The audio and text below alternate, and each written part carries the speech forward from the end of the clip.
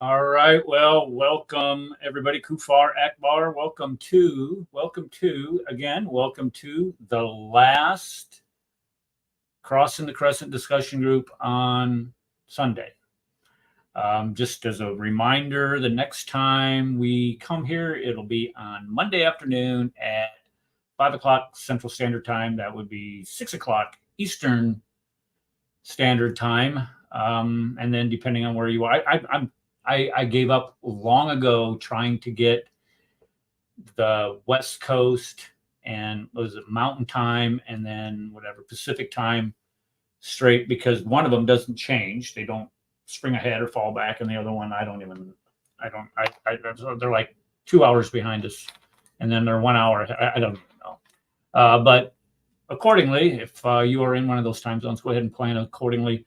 We will be here at 5 p.m. Central Standard Time on the 15th of July. Making sure I keep that straight. Don't want to get it wrong. Welcome to the show.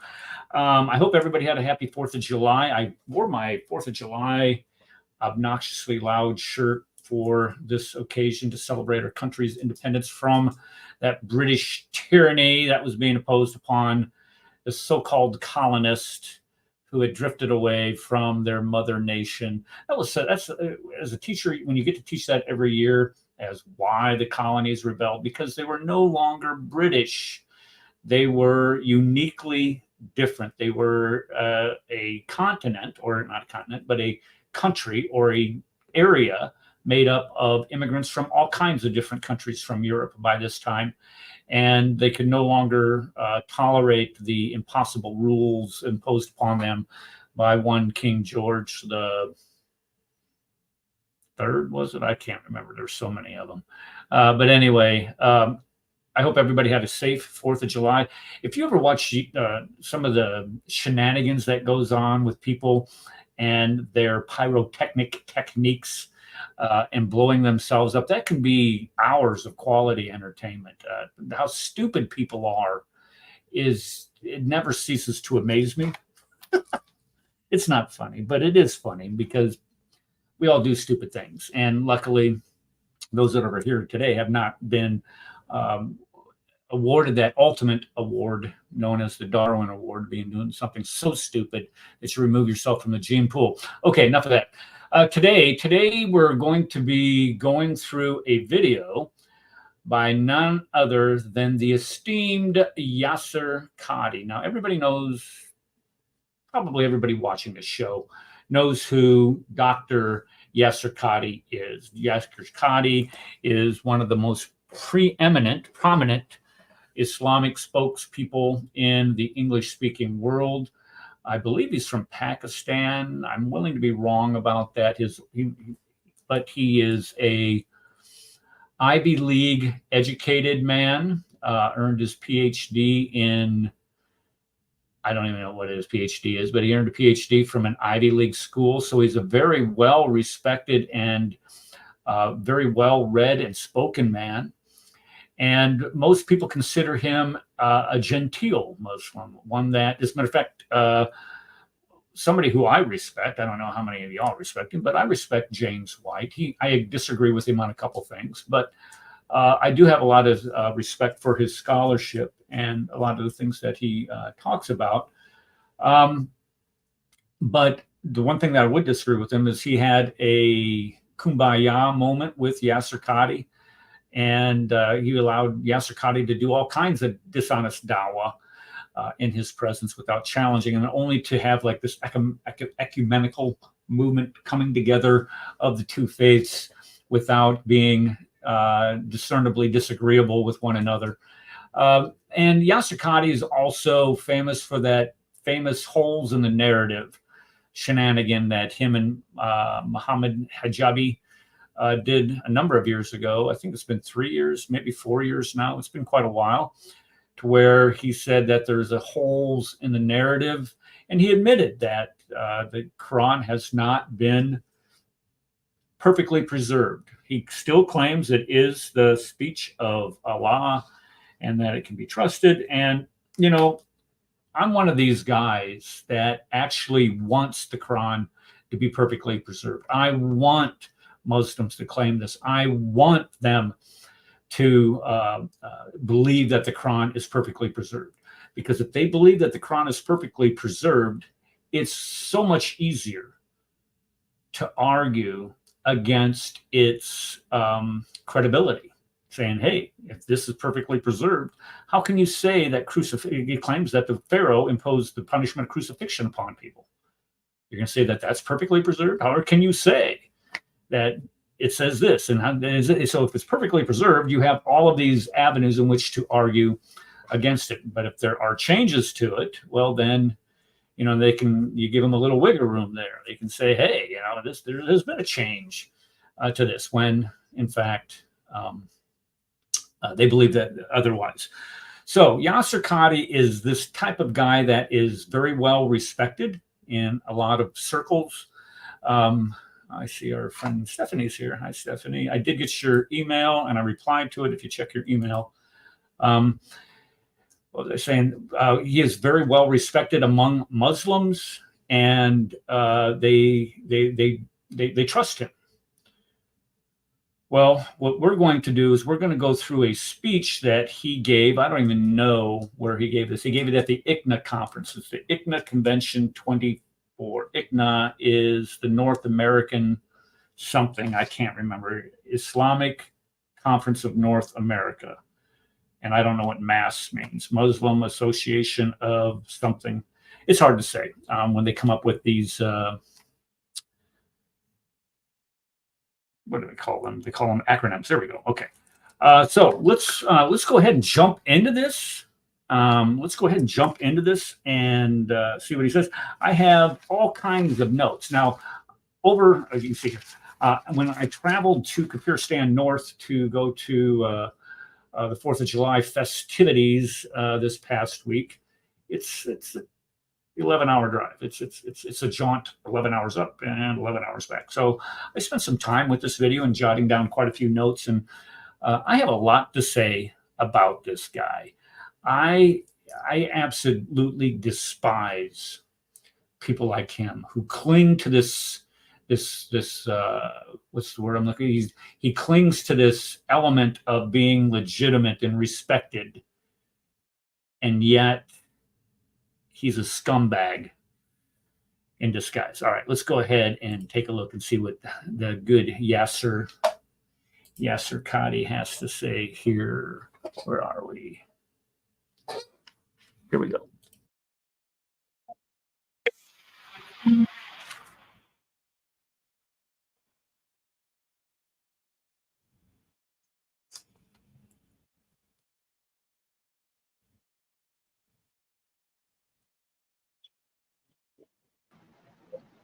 No volume.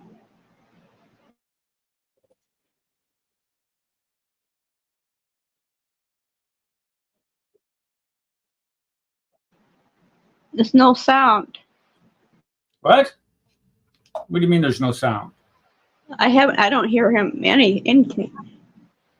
Issa, do you hear him? Okay, let's go ahead and try it again. Sorry, some of us are not. Let's try this. Okay. Over the news. Can you hear that? Yes. BBC. Okay, let me start at the beginning here. There we go. Sorry, my fault. Literally, right before coming to your audience, I was in my room. Literally, before coming to the stage, I was in my room scrolling over the news. BBC. A Hamas rocket has attacked Tel Aviv. And they had a picture of some broken glass in a house. And they had a picture of a man pointing to the broken glass, saying, this is what the rocket did. And then the headline went on, Israel retaliates, 35 dead in Rafah refugee camp. The picture was of broken glass. The picture was of a house that had been rattled. And in the fine print, 35 dead in the refugee camp of Rafah. No pictures of the dead babies over there. No pictures of the people of Gaza. No pictures of the reality of what is taking place. I want to draw Are you kidding me? your focus to a silent suffering that plagues many of our fellow human beings. Wallahi, brothers and sisters, wallahi, we are so tired. We are so frustrated. We are so angry. We are so enraged. I am somebody who speaks a lot, as you all know. Yeah, you need to shut up. Okay, so he is enraged. Now watch this. He is enraged that 35 Palestinians have been killed by an Israeli rocket in retaliation. Okay, all right. 35. Where does he get that number? I would like to know where he got that number from. I would like to know what legitimate source, independent source, gave him that number. That's number one. But let's just pretend. Let's just play along here. Let's go along with him, okay? Let's pretend that he's right. 35 people were killed in an Israeli airstrike in response to, what did he say this was? This was an attack that rattled a building. That's basically what he says. He says, look, it has broken glass here, and there was an attack on this building. My question is, why are they firing rocket? What the heck do you expect, gunfighter? Seriously, what do you expect? If you're going to sit there and you are going to launch rockets into the sovereign territory of another country, what do you think is going to happen to you? Do you believe that this goes on in perpetuity and that there is no retaliation coming your way for firing rockets into a sovereign country?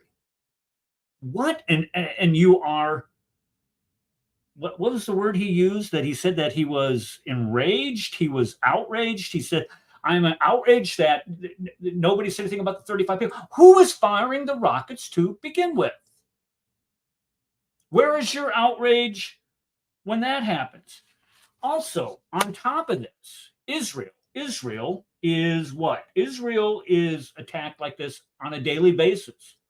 Not only do they have rockets coming in from the Hamas holes, but they have the Islamic Jihadis firing rockets in from the same territory within the Gazan area. And then now they got the Hezbollahs to the north firing how many rockets into Israel, where people, over 100,000 Israelis have been displaced because Hezbollah has been firing rockets into northern Israel.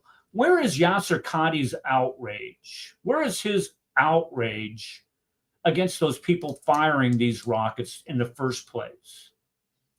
Yeah, I don't know where he lives. My understanding is that he was in Houston at one time, and then the next thing I know, he's trying to build Islamobile, some Islamic, he's trying to shake down people or whatever the heck it is for money to build this Islamic company. It doesn't matter.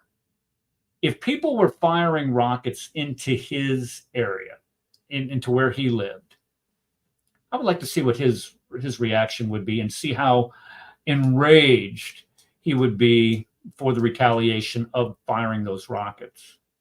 This guy is a charlatan. He is one of the things that I wrote down here in my notes is I remember a couple years ago, maybe you guys can remember this. He did a response video to Jay Smith. Jay Smith had made a video about his holes in the narrative. And so Yasir Qadhi came up with this word. It is a legitimate word. It's called an ultracrepidarian. And an ultracrepidarian is somebody, I wrote it down here, is a person who gives opinions or advice on matters outside their knowledge of expertise. Forget the fact that he's saying that Jay Smith doesn't know anything about Islam. But when Yasir Qadhi is commenting on the Palestinian-Israeli conflict, I would like to know where his expertise is. I mean, is his PhD in international affairs? Is his PhD involved in the history of this conflict? Does he really know how it started, how it progressed? Who started it? It sure as Hades doesn't sound like he knows what he's talking about. But let's go on. Does anybody have anything they want to add to this? I've been trying to keep up in the chat with that. Yeah, what a bonehead. Okay, let's go ahead and continue to play. This next one's about 30 seconds. Let's go back. Sorry. But I am speechless. Words fail me. I have never in my adult life been so exasperated and frustrated. Wallahi, we are at a loss even to describe how we feel. How can all of this be happening? How can we make sense of this inhumanity, this sheer callousness, the depravity, the evil of what we are seeing over and over and over again? Okay. Evil. The evil they see over and over again. What evil is that? What evil is he speaking about? Is he speaking about the evil? Is he speaking about the evil of a country defending itself? Is that evil? Is this exactly what he's speaking about? When you talk about evil, we're not including the Hamas holes here. Is this basically the gist of it? We're just going to completely forget what they're saying is, for me, but not for thee. So they're trying to do double tongue, double speak. Yes, rules for thee, but not for me. I think that's the duplicity that we see, the hypocrisy, the abject hypocrisy that we see here. But when we start trying to describe something or categorize something as being evil, are you kidding me? Are you really kidding me? I mean, when we look at what evil is, evil would be categorized as the indiscriminate shooting of rockets of somebody for the sole purpose of terrorizing them, trying to number one, kill them. Of course, you fire a rocket at somebody. That's the reason why you're firing a rocket with an explosive payload on it is to kill people. There's nothing more evil than the indiscriminate firing of a rocket at people who are non-enemy combatants, non-combatants. That is in of itself evil. But yet he is talking about the response of the Israelis as being evil. And yeah, what does Israel do for the Gazans, the Palestinians? They give them, to help them, allow them into their country, medical care. You know, they don't try to drive them out. Right, and that's the thing. Israel allowed them to come into Israel to get to work because they get paid a much higher wage. If I wish Steve was here, Steve would be able to tell us how much more they make in Israel as opposed in Gaza. They open their doors to these people, and what do these people do? Well, they map out the kibbutzes, so when the Hamas holes cross that fence, they know exactly where to go in the kibbutzes. That's evil. What else is evil? I'll tell you what else is evil. Here we go. 13 Christians being killed every day for their faith by his co-religionists. That's evil. Not for anything else, but for their Christian faith. That is evil. Women being killed by their family members under the guise of honor killing. That is evil. I would classify that as being evil. You're going to kill your daughter, your sister, your wife, because she has somehow created the perception that has dishonored you. Really? And that's not evil? Okay. All right. Genital mutilation. We haven't talked about this in years on this show. That's evil. That is, there's so many levels of evil that is. Child marriage. Oh yeah. The child marriage shtick. Yeah, that's evil. When you look at the Sunnah of Muhammad and all the things we did a show, was it last week that we did a show on Muhammad and talked about all the things he had done? I think it was. That's evil. When you order the murder of the killing of somebody because they criticize you, and this is supposed to be a religion that follows in the tracks of Jesus Christ. Are you kidding me? And let's see, and then ultimately the attacking of everybody around them for 1,400 years. I think this was on Paul's show last week. If not last week, it was the week before. I can't remember. Maybe it was, we discussed it last week. It doesn't matter. When you discuss when Islam comes in contact with other countries, with other religions, there is always there is always a problem. When Christians and Hindus get together, there's problems every now and then, but not for the most part. As a matter of fact, I was reading an article this morning, I think it was, where there was some provinces in India that are attacking Christian pastors and Christian churches, but this is not pervasive and prevalent and continuous. When Christianity and Judaism come in contact with one another, especially today, there's no problem. When Jews and Hindus get together, no problem. When Hindus and Buddhists get together, no problem. Buddhists and Jews, Christians and Buddhists, all that, no problem. But when Islam comes in contact with these other faith groups, there is always conflict. Oh, for 1,400 years, there has been conflict. Why? Because their ideology is supremacist in nature. Islam must dominate all other religions that it comes in contact with. And if they don't get their way, then there's conflict. And in this conflict, that is evil. Okay.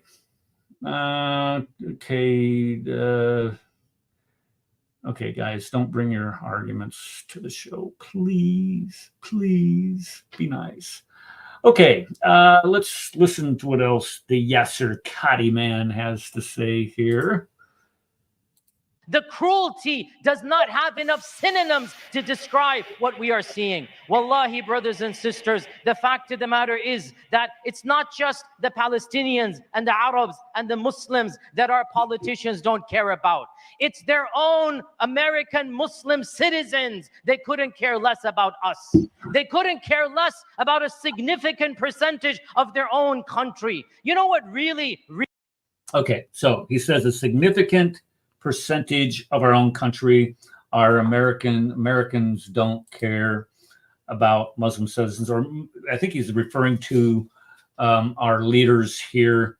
Let me break this down for you.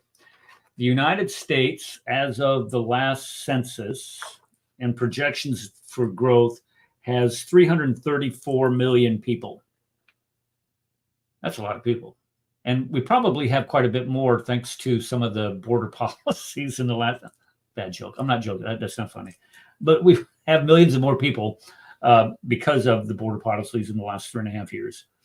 Now, of these people, of these 334 million, last count, there was 3.45 million Muslims in America. Excuse me. And later in his presentation here, he says there's 5 million. Which is off by about 25%. And this is what he does. This is what a charlatan does. This is what a liar does. He purposely inflates the numbers to try to increase the importance of the people group that he's talking about. But let's just say there's even more than that. Let's just say that there's 7 million Muslims in this country, not 3.45, which is only 1.1% is what it comes out to be. But let's just say that there's 7 million. That would be 2%. 2% of the population does not indicate that there's a significant percentage of people. 1%, 1.1% is not a significant percentage. But thank God you live in the United States of America, Yasir Qadhi, because every citizen in our country has certain unalienable rights.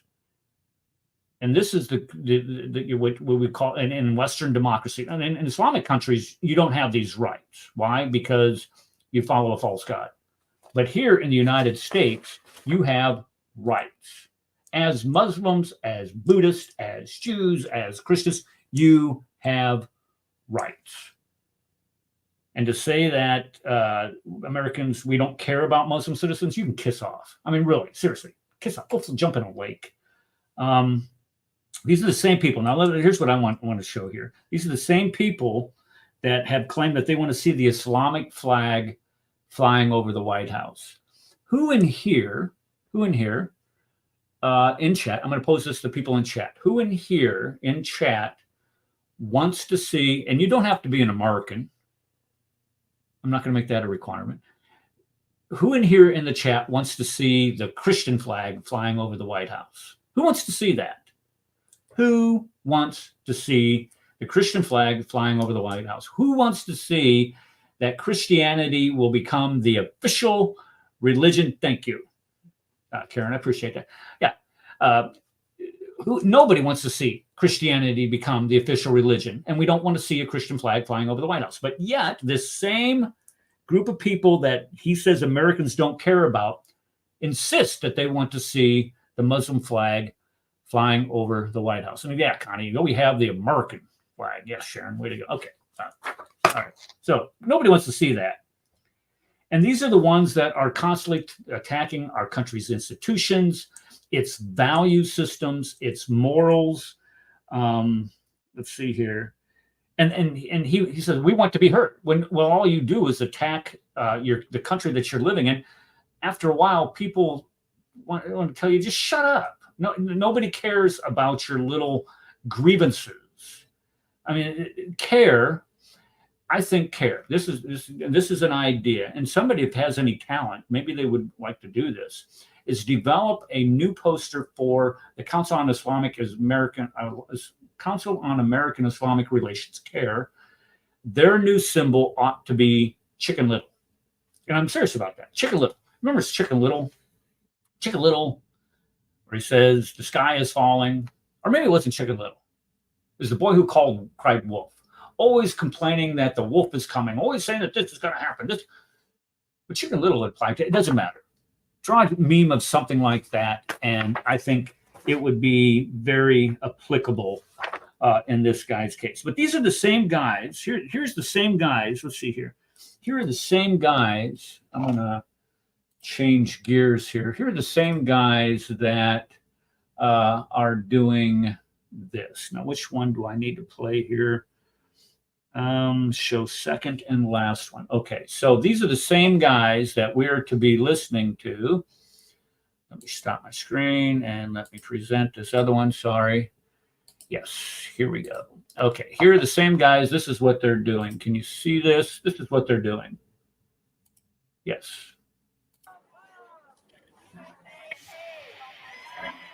Yeah, so flying the American flag. They want to be stepping on it, and they want to burn it.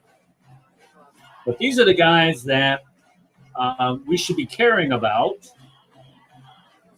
while they do all of this. Notice the crowd around them. Yeah, they're okay. Yeah, burn the flag. There you go. Good for you. Let me go ahead and show you this other one here. I think it's, this one right here. Let me make this bigger so you can see it better. Yeah. Notice they're waving that Palestinian flag around, but we're supposed to care about these guys, right? Yep. We're supposed to care about them, but look at what they're burning. They're burning. Yeah, that's who we're supposed to be caring about. So when Yasir Qadhi starts complaining about, feigning some type of indignation, the American people don't care about us. Well, if you would quit complaining all the time about American values, telling us that you want to see your Islamic flag flying over the White House, burning our flag in public protest, and flying the Palestinian flag, we might have a genuine concern for you. But in this case, we don't. I say ship them over to Palestine and let them learn the hard way. That would be what, and a lot of people want to do that. You say, and there was a video that was made, and I think it was a comedian. He was talking about, he did this in a comedy routine. He was saying, people talk about, how tough we have it here. And he was an African American. He's talking about how tough we had it here. And, if you want to talk about how tough that you have it here, go someplace else. Go to another country. Look, for example, in our own hemisphere, go to someplace like Haiti, or maybe even the Dominican Republic, or Cuba, for that matter, and then say, "I don't want to go back to America." You're gonna want to go back, and then once you get back, you would definitely have one of these epiphanies of having an attitude adjustment. And this attitude adjustment will be a direct result of your experiences in that foreign country. And you would see how truly blessed you are and we are as American citizens based on that. But yeah, and that is a good idea. Ship them to another country for a couple of years and see and ask and see if they want to come back. That would change their mind right away. I wonder if Yasir Qadhi, how often he goes back to Pakistan and then comes back here and tells us how awful things are. Because you know what they do to Christians in Pakistan? Do you think that Christians share any type of equitable human rights in Pakistan? Adam Seeker's been on this show quite a few times. Adam Seeker would be able to tell you firsthand by experience.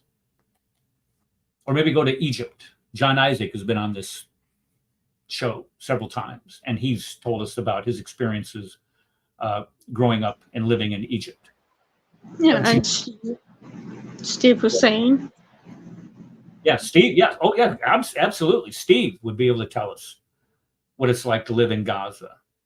And he's going to talk about apartheid. This is what really we'll get to it. We'll get to it. Hopefully we'll get to it today. Look at that. We got plenty of time.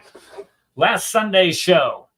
Yeah. Okay. Let's go here and see what else he's got to say. This one, he's going to talk about, where are we at?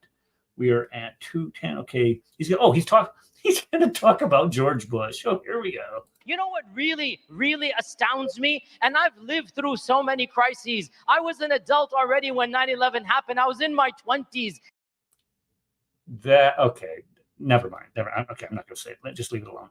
Even after the horrific events of 9/11, President Bush visited a mosque.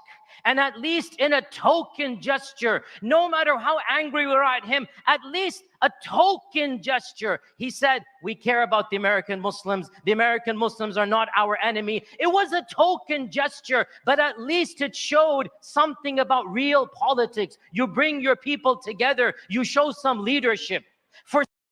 Okay, so I'm sure many of you remember right after 9/11, people were, especially people of his ilk and stripe, were, to forget about Christians or Hindus, even minorities like, there we go.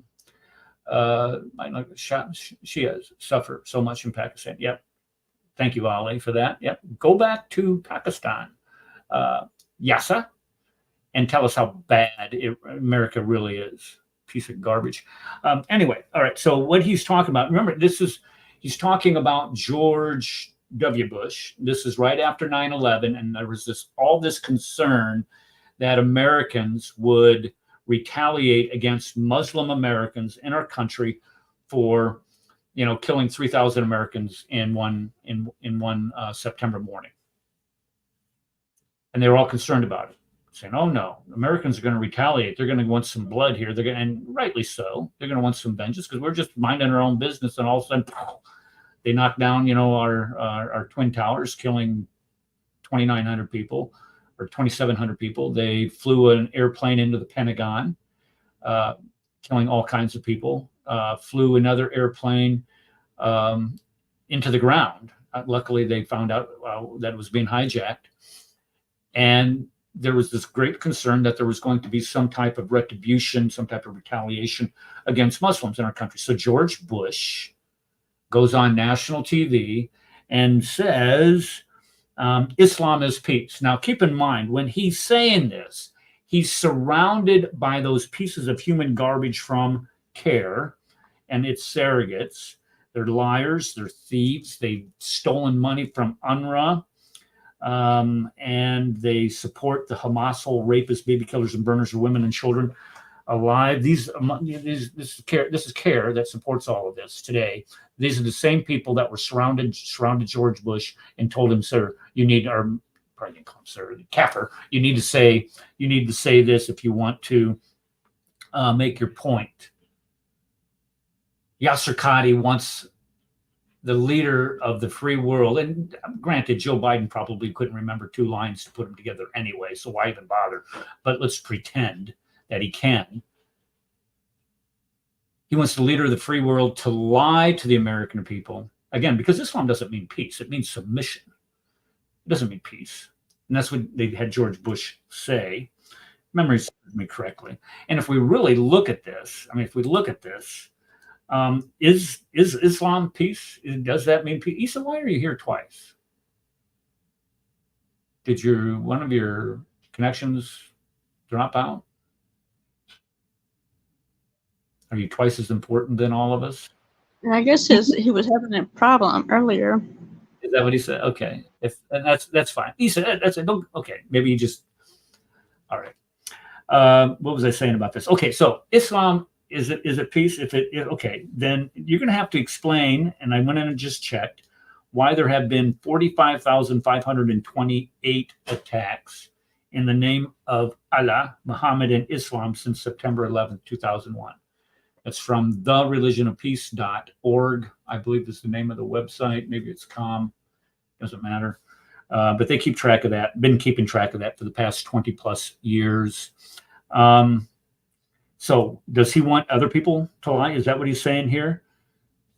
Is that what he wants? And he wants us to pretend that we have some type of sympathy for these grievances, these grievances of a country that provides you every single right and privilege to criticize this country, every single right and privilege to worship how you want. Is that what you want? I'm seriously, is that what you want us to, this again is this Islamic supremacist ideology where you have to submit to our feelings. Well, I could say a couple things about your feelings, but this is not that type of show. When we look at these values that he's going to purport, they are completely incompatible with Western culture. So when we start to talk about pandering and showing some type of leadership by pandering, that's not leadership. That's cowardness. Okay, so you can turn it. Okay, and this is the thing. You know, who are we supposed to pander to? The Hamas holes are currently holding 120 people hostage, continuing to lob rockets into Israel, and also terrorizing their own people. And we're supposed to have some sympathy for that? Really? In what world are you living? Okay, let's go to this next one. He's claiming here he's going to claim that we're pandering to Israel. Okay. I wish Paul was here because Paul did a breakdown of the money on this. But anyway, here we go. For some bizarre reason, when it comes to Gaza and when it comes to Israel, it's as if our government doesn't make any sense whatsoever. What exactly are they gaining by this policy? What exactly are they gaining? Which side of the world are they on? Who are they really supporting? Their own interests or the interests of another country? Our politicians are well aware that they're going to lose elections, and they're still catering and pandering to the foreign government outside. All right, number one.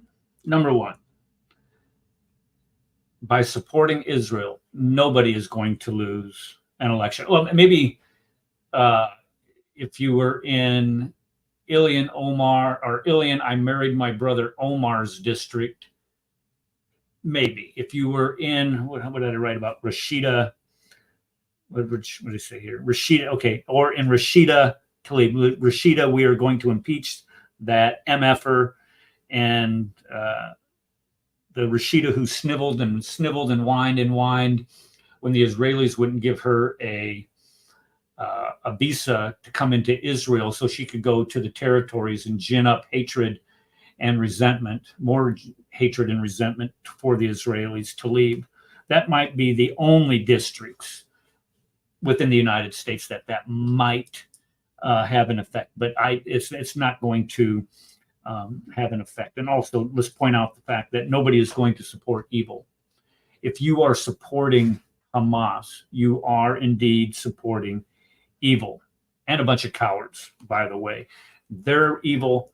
they're cowardice, and the people who support them are evil, and the people who support them are a bunch of cowards also.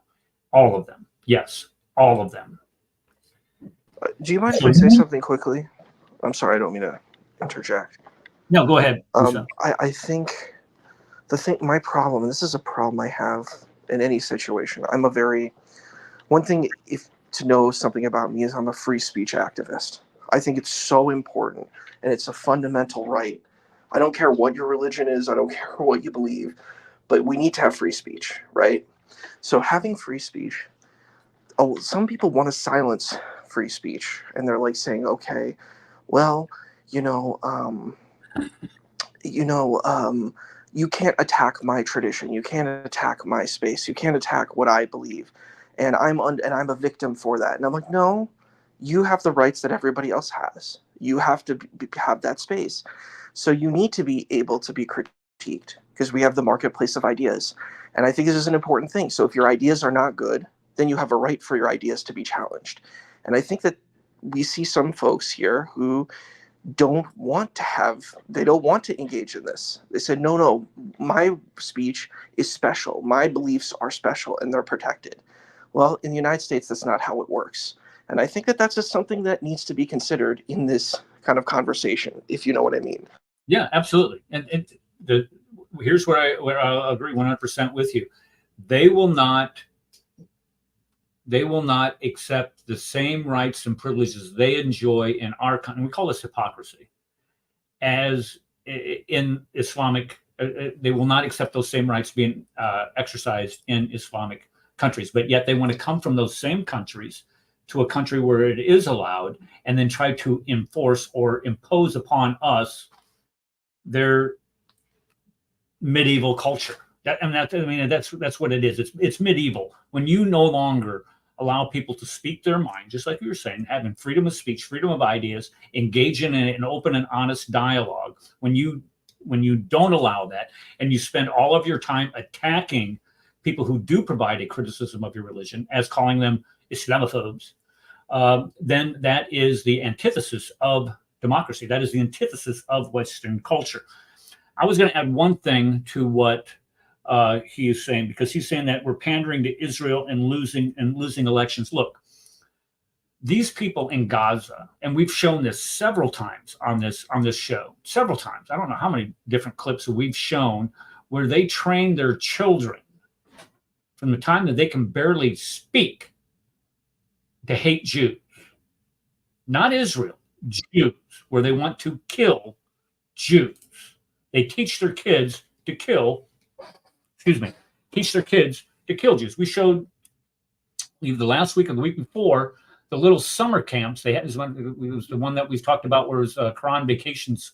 Instead of vacation Bible school, is vacation Quran school. What they do in that country to their children, they teach them military tactics when they're knee-high to a grasshopper, when they can barely speak Arabic or whatever language that they speak there, to hate Jews, and then grow up talking about and fantasizing about running Jews over with the car, stabbing Jews with a knife, or blowing them up, or whatever. This type of hatred, nobody is going to care about your cause when your cause is founded upon a hatred of other human beings because of who they are. Not in the 21st century. A country tried this in the last century, and things did not go well when they did it. Germany, it did not go well for them. Their entire country was destroyed because people spoke up and stood up universally against that evil. And when you start a war and you get completely destroyed, you don't see Germans complaining about what happened to them during World War II. They're like, well, okay, maybe attacking the entire continent of Europe and taking it over, and then trying and committing genocide against a complete people group. Maybe that wasn't such a good idea. But here you have the opposite. You have one trying to justify their hatred. And look, nobody is going to give you a free pass on that. If you want to justify it, then come to the table and let's discuss it openly and honestly. Okay, Here is the And number. I Breaking feel news. you. If you're taking metformin or insulin, you need to see this. Stop. Did you know type 2 diabetes? One thing I wanted to add And to what you push said back. too, Yeah, go ahead. just as a response to that, is I was thinking about Amir al-Husseini, who was the Grand Mufti of Palestine and was a Nazi. And we have to, and like there's this covering over history. We don't want to talk about it. And again, like, you know, it's interesting. I just saw the musical, The Book of Mormon. I don't know if you saw that. It's a very interesting, it's very fun musical, but it has a critique of the LDS Church, and it also it's kind of tongue in cheek, and it has like a certain kind of affection to the LDS community. But the thing is that the LDS community is not going out and trying to attack people. Even the critiquing Moroni, the Mormon prophet Joseph Smith, they're not, no one's doing that. And I think in a healthy society, you have to be able to be critiqued. If there was a musical about, you know, the Islamic tradition, I don't think people should be offended. You know, I think you should be able to hear these things and be able to grow up and be an adult and not a petulant child. That's my opinion, you know? Okay.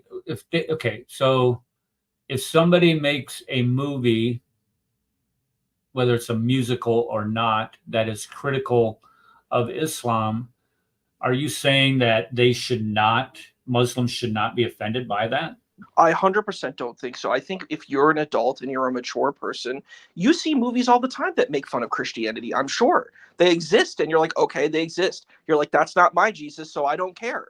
Like a normal adult does that, and you should do the same thing. Wasn't there a movie made about Jesus being a homosexual?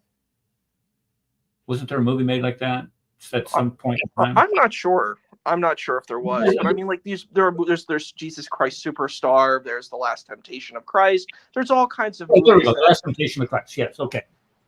So I would be offended by that. The Life of Brian. What was the one? There was one that was made by Mel Brooks. The History of the World, book 1. There you go. Thank you. Yeah. And also Conan O'Brien skit, and the list goes on and on and on, really. I'm offended by that. I really am. I am offended. So I would say I think it's okay to be offended by it. There's nothing wrong with being, well, I'm going to say this. There's nothing wrong with being offended at something. I agree. I think you're right to be offended, but the point is you're not going to inflict violence. You're like, look, if you want to, you can watch the movie, write an op-ed as a normal person in a normal society does, and say, hey, I don't like this piece of media. I don't think it's good, and I think it should be critiqued. That's what we do. We don't use violence. That's what barbarians do, and we're not barbarians. So that's what I think. Okay, just so we have it, I wanted to make sure we agreed on the reaction. If I was a Muslim and they made a movie that painted Muhammad in a negative light or Islam in a negative light, there's nothing wrong with being offended by that, because what it does is it attacks your sensibilities, your most closely held sensibilities. Even though they're wrong, I think that they're wrong. It attacks those sensibilities, and I don't think there's anything wrong with being offended in of itself. I agree. I have no problem with people being offended. My problem is the reaction. My problem is if you're using violence because you don't like what people are showing. I'm like, that's not how this world works. There's all kinds of things where people are offended. You can see news and you'll see newscasters saying, hey, I don't like this thing, or I don't like this person. That's fine. You're entitled to whatever you believe and think if you're not hurting another person. The problem is these people are hurting other people because they say, oh, you have offended my sensibility. Sorry, you don't have that right to attack and hurt people. And that's where I agree. That's the point I was trying to make. You have the right to be offended, but your response of acting out violently to that offense is where you have to draw the line. I agree 1,000%. Yes. It doesn't. And see, here's the thing. People are going to be offended at everything. I'm offended. There's all kinds of things I see on TV that I take offense to. That sometimes I speak out about it. I talk about it with those who I'm watching the TV with, and sometimes I just keep it to myself because I know it's not worth speaking out about it. But you don't see me going down to the local news station with a gun shooting it up because you offended me. That's not going to happen. And so when we see how we see the opposite is true, especially in all kinds of these events that have occurred in the past 20 years with Theo Van Gogh being stabbed to death, or the Charlie Hebdo, or even the Draw Muhammad contest. All of these things. Oh, I'm offended, so I can act violent. No, you can't. If you're offended, that's just too bad. Get over yourself. Stephanie, you're not connected. You might want to log out and try again if you're going to come in. All right, let's go ahead and play some more of Yasir Qadhi, the Jihadi. What does he have to say here? You want me to condemn? Oh, okay. So he's talking about, oh, well, do you condemn October 7th? Do you condemn that? He goes, look, you want me to condemn? Okay, so he gets on this big mantra of saying, okay, you want me to condemn? And so he has a laundry list here. Yes, wallahi, I will condemn. I will begin by condemning the debacle of the Balfour Declaration, where all of this began. The Balfour Declaration and the Sykes-Picot Agreement. Let's begin by condemning World War I. Let's begin by condemning Great Britain handing over a piece of land that it had nothing to do with to a people that have nothing to do with it. Let's begin by... Okay. Okay. You're giving me a headache. Okay, so this is where I just absolutely cannot stand ignorance. It's okay. So, go back some. Go back what? What, Connie? What are you talking about? I don't know what you're talking about there. I'm sorry. Okay, so he says, I condemn the Balfour Declaration. Now, the Balfour Declaration. This what? Okay, if you don't know what, you know what the Balfour Declaration is. This is where this Lord Balfour from England said that England intended to set up a state in Zion for the Jews, Zion being Jerusalem, and the England had this aspirations. Now, okay, so he says that he condemns World War I. He condemns World War I. Okay, I'm glad for your moral outrage. Yes, sir. Okay, so let's look at what the Balfour Declaration was a result of, which was a result of World War I. World War I was a result of European imperialism. Germany, namely, the Austro-Hungarian Empire, and also, listen to this one, and the Ottoman Empire. Yes, the Ottoman Empire. You know, that empire that ruled that very land that now encompasses Israel. Yes, he's offended because of World War I and the British having the temerity to say, hey, we might just set up a homeland or allow Jews to establish a homeland in their homeland. Gee whiz. He's offended by this thing. Now, during this time period, I took a couple notes here. During this time period, Jews bought hundreds of thousands of acres of land up until about 1944, 1945, and they started developing this land. And when they developed this land, Mark Twain described it when he went there, I think it was in the 1860s sometime. He said it was nothing but a barren, desolate land that you could barely encounter anybody when they traveled from the Mediterranean all the way to Jerusalem. There was hardly anybody there. As he said, it was desolate and namely uninhabited. Well, when the Jews started buying up land and immigrating back to Israel, they bought a lot of land along the coast. And the reason why they bought a lot of land on the coast is because there wasn't a lot of people occupying the coast. The reason why they weren't occupying the coast is because they had this idea that the Crusaders would be someday returning, and they didn't want to get caught out on the coastline. But anyway, here, 3 words: wars have consequences. When you join the wrong side, like the Ottoman Empire did, and you lose, and your land is taken over by, somebody like the British, and the British divide this land up, you really have no say-so in the matter. You lost. You're the one that participated in attacking the other side. So when the other side, Now, Stephanie was trying to get in. If you want to try to get in, there's some reason it's saying it's not connected, and when I click on it, you don't come up. And I'm sorry, I don't know. Try again. Okay, what was I saying? The Balfour Declaration in World War I. When you join the wrong side and you lose that war, you have no legitimate right to complain when you're still not connected. It's still they're not. It's not connected. You have to connect when you join. You have to say, I'm going to allow the video and the audio to join. You have to do that. So I don't know what to tell you. What was I saying? So let me go back to this. So when you choose the wrong side and you lose, you forfeited all legitimate rights onto how you're going to be ruled and how that land is going to be divvied up. When the Jews came back there and they started developing that land, that also attracted many Arabs, thousands, hundreds of thousands of Arabs to Israel that had attracted the Jews or returned to their homeland. They I lost my train of thought. I keep trying to watch the chat and do this. I'm sorry. It attracted all kinds of Arabs to this land. Populations grew.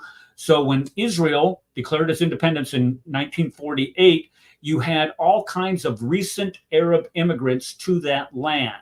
I would like to see how they differentiate between those recent Arab immigrants to that land and those Arabs that actually lived there.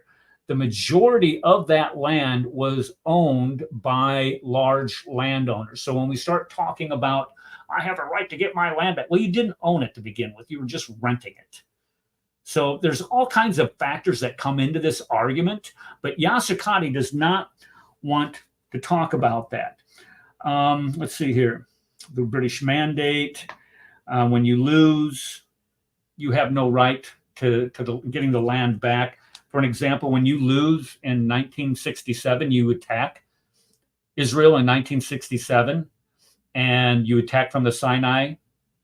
You don't have a right to get the Sinai back. They gave it back to them, but they had a legal right. They had a legal right to it. But the Syria, when you attack from the Golan Heights, you ain't ever getting that land back. You attacked from that land and you lost the war. Israel is under no legal obligation to give that land back to you.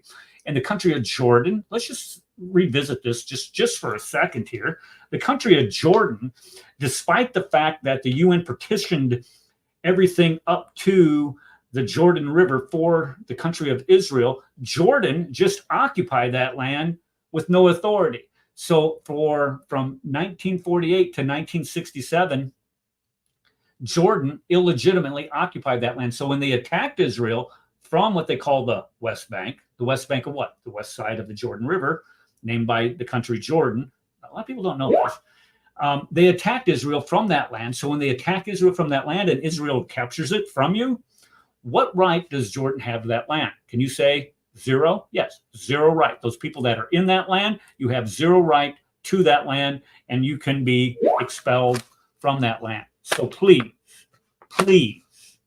save your ignorance and quit acting like an ultra crepidarian when it comes to the history of this conflict. All right. We got through page 2 and we're only an hour into the show. And I have 8 pages. Congratulations. We're going to be here until 10 o'clock tonight. That ought to make Connie happy. All right, I'm kidding. It's a bad joke. All right. I'm getting a bunch of Skype messages. Why is that? All right, let's go back to this 443, the Nakba. The Nakba. Here we go. This ought to be fun. Condemning that. You want me to condemn? Let us begin by condemning the first and the second Nakba, in which 1.5 million people were displaced. All right, I just discussed who these people were that were displaced. The Nakba is I think that's an Arab word. Correct me if I'm wrong. Is this for the disaster? Am I right on this? I think I'm right on this. It's known as the disaster, and this is where Israel was able to actually become their own country. Oh, what a disaster that is. In 1944, a lot of people don't realize this, Jews made up 1/3 of the population. 1/3. And of course, it did grow after they established Israel as their homeland, as a Jewish nation. But a lot of that immigration after they established themselves as a nation came from other Islamic nations because the Jews in those nations were expelled. Morocco, Libya, Egypt, Saudi Arabia, Syria, even Jordan, all those Jews, not all of them, but a great percentage of them were expelled from those countries with only the clothes on their back. All of their wealth that they accumulated in those countries, they left and were not allowed to take it.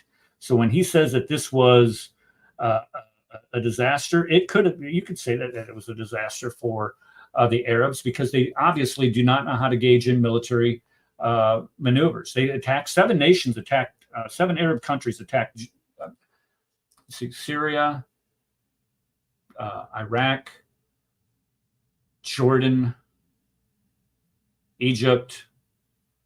Who else attacked them? Was it Lebanon involved in that? I can't remember. Maybe it wasn't seven. Maybe it was 4 or 5, but it doesn't matter. They were attacked by several Arab countries for the sole purpose of pushing them into the sea, killing all the Jews and taking the country away from them. The Jews, folks, the Jews were not, this is where they swore to another genocide. This is 3 years after coming out of the Holocaust. Do you think that those Jews for a second were going to allow that to happen? Just for a second, do you really think that that was going to happen? No. So they fought because they understood that this was for their survival. When these Arab countries that the people that were there, they said, get out of our way, move out of our way. Let us remove all these Jews. Let's destroy their army, push them into the sea. And after we've destroyed them, then you can come back and take their property away from them. The problem is they lost. Wars have consequences. If you're going to attack somebody and you lose, you have no right, no legitimate right to complain about that. And also, I would like to know when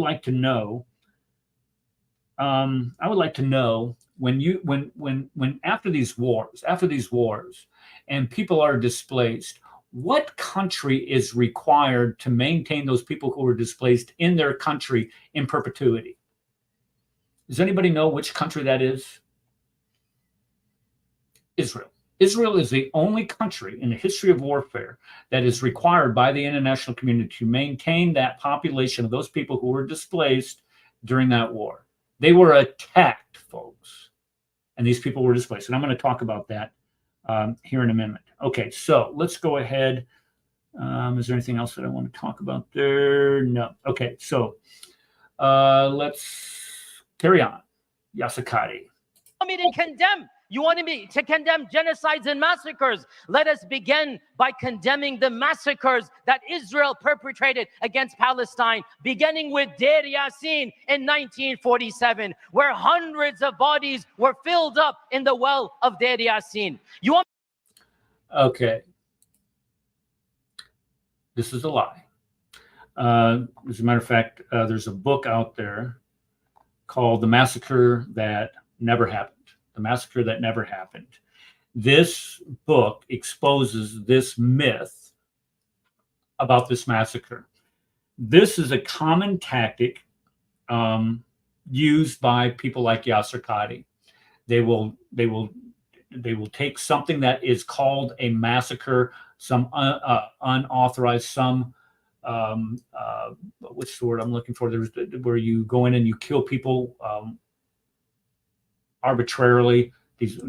Anyway, they use something like this, and it's not true. It just simply did not happen. But yet, it is propagated and continued to be propagated by the ilk of this ultra-crepidarian.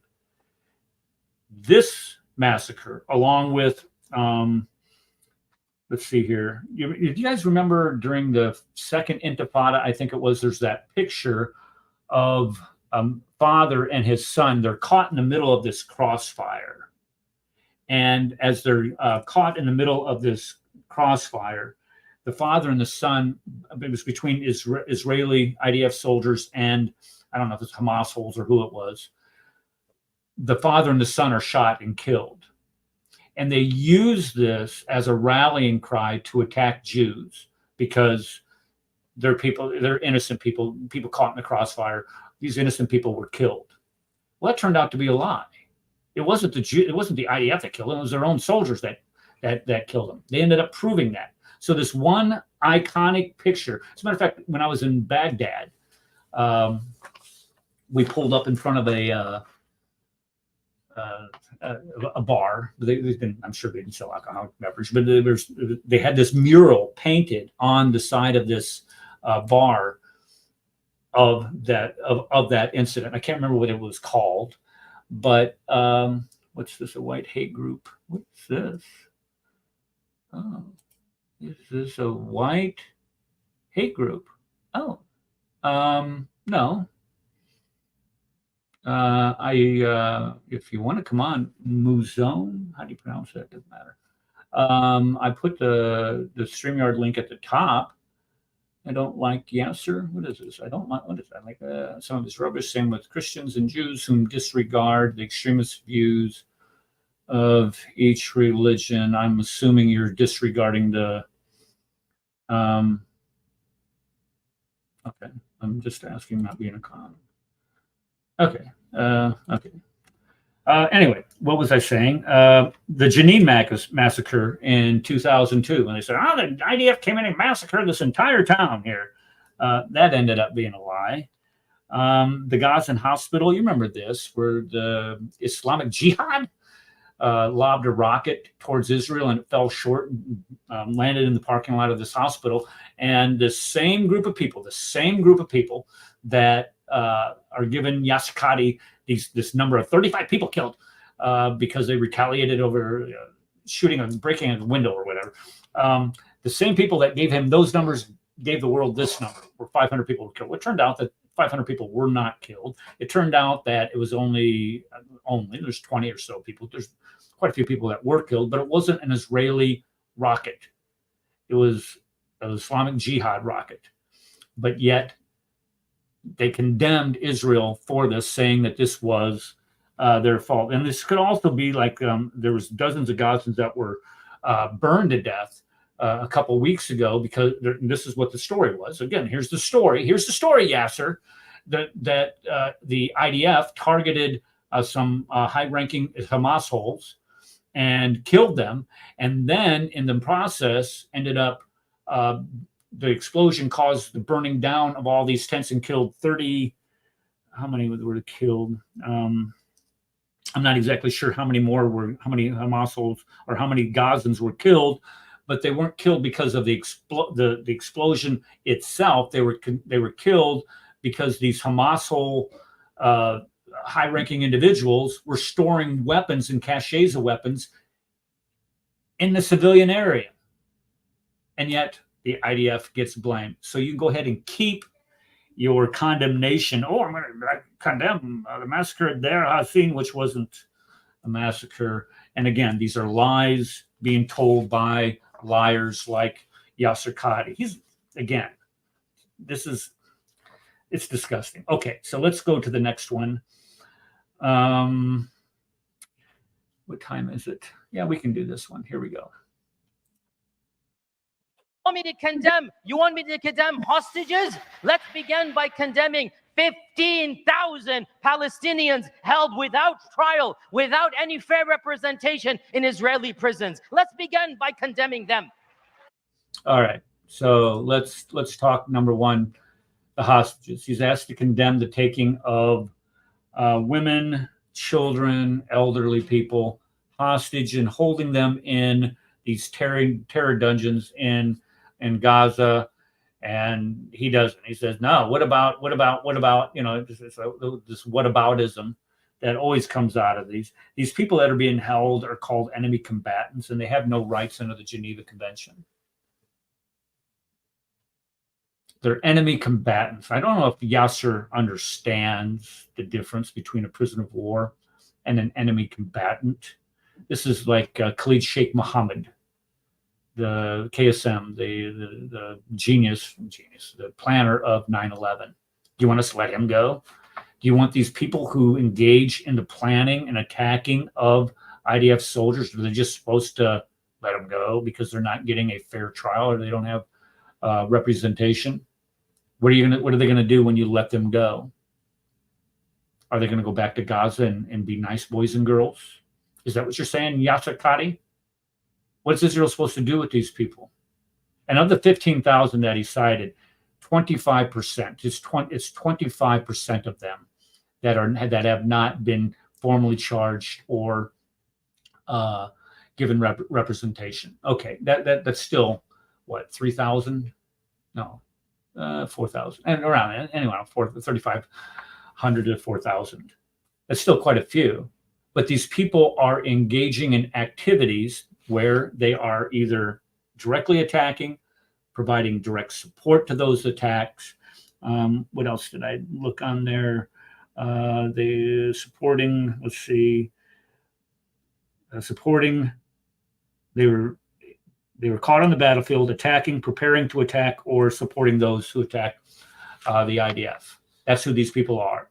So they are indeed committing a crime, Yasir Qadhi, and they're getting caught up. And you see the long lines of these Hamas souls that they're bringing out of these terror dungeons and these tunnels that they've dug using your tax dollars. Oh, by the way, and those are the people that he's talking about. Sorry, I don't feel any pity for them. The people who I do have pity for are the children that were captured in their own homes and then stolen by these Hamas holes, ran across that fence into Gaza, and then shielded by the population that the Hamas holes pretend to rule over against the Israelis coming to get them. That's who I've had some compassion for. I don't have any compassion for those people who are out there on the battlefield attacking the IDF soldiers. Sorry, not going to get it from me. And these people that he said that are children, 16, 17-year-old military-age children, yeah, okay, right. These guys have AK-47s. That's not a child. All right. Let's go to the next one. Oh, this is cute. Carpet bombing. Israel's guilty of carpet bombing. Look at this one. You want me to condemn? You want me to condemn killing of people? Let us begin by the carpet bombings that Israel constantly does for the last 25 years. All right, for the last 25. Oh, wait. And I'm going to go there today, brothers and sisters, because enough is enough. And if we're all cowered into silence, if we're all too... All right, shut up. I can't stand it. All right, carpet bombing. Carpet bombing is a World War II tactic used by the Allies to completely destroy German infrastructure so they couldn't produce the implements of war. Israel, he said, for the last 25 years that had done this. This is simply not true. It's not true. It's just another lie told by a liar, an ultra-crepidarian. They have not engaged in carpet bombing. Israel, when they launch bombs from aircraft, that's what carpet bombing is where you drop bombs. These are precision-guided munitions. Precision-guided munitions. It's not carpet bombing where you just fly over an area and drop 50 bombs on the heads of everybody and the brother down below. Again, this is a way to gin up hatred towards the Israeli people. And this is what this charlatan does. He's purposely lying about what has happened there in Gaza and in the West Bank to get the Palestinians and the world to hate the Jews. He's purposely lying about this. Let's continue. I need to get this up to 622. Perfect. Man, I'm tired of these. Recently asked the customer. The lies that you perpetrated about what happened on that day. Lies that went all the way from CNN, from BBC, from New York Times, from every single newspaper. Even our president lied straight to us, and he looked at the camera and he said, I saw pictures of 40 decapitated babies. Pure lies, Israeli propaganda. I will condemn, and this is my condemnation. How dare you lie to us? You're supposed to be our president. You're supposed to speak the truth, and you lied to the world. And because of that lie, people were enraged and thousands lost their lives. We all know it was a lie. Even the New York Times had to withdraw and retract the story. You want me? All right. Okay. So first off, this lie that he's talking about, that President Biden said that he had seen a video of 40 decapitated babies. Number one, it's President Biden. The guy is, I don't want to openly criticize. Well, I don't mind openly criticizing. You can openly criticize politicians all you want, but the guy doesn't even know where the heck he's at half the time. So when he says he saw 40 people decapitated, you know, the guy is about as honest as the day is. So I could care less of your indignation because you were lied to by the President of the United States. So is everybody else in the country. Get over yourself. Nobody cares. But the fact is, here's some facts about what people have seen in screenings. It may not have been 40 babies decapitated. Okay, maybe you got a point about that. But where's your outrage? You had 38 children were killed in these attacks on October 7th. And that's not 40, it's 38. Okay. Okay. Of those that were killed, 3 of those 38 were under the age of 3. Do you have a problem with that? Of those 38, 4 were ages 3 to 6. Now, they might not have been decapitated, but, you know, they were kids and they were killed. 42 kids were kidnapped. 9 of those 42 were under the age of 5. Where's your outrage with that, Yasir Qadhi, you liar? You know, and we can apologize for the confusion, saying, "No, they were decapitated." Were people decapitated? Yeah, people were decapitated on that day. Why? Because the Quran says, "Strike the neck." Why don't you have any criticism about striking the neck? Well, because your Allah evidently said it, you liar. But you know, you have indiscriminate shooting of women and children. That's not a problem. Fragging with grenades, throwing grenades into that's not a problem for Yasir. The burning of people alive, binding them together with wire. I gotta sneeze. Excuse me.